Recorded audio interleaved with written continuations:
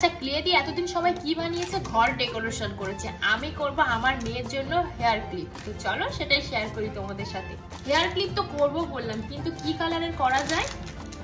একটু আনকমন দেখে করি, ব্লু আর হোয়াইট।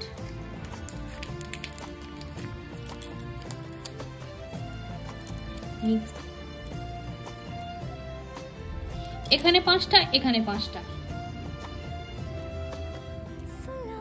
কেন খাবে না? মাছ খেয়েছে। ঠিক আছে, এবারে একটু ডিজাইন করে নেব।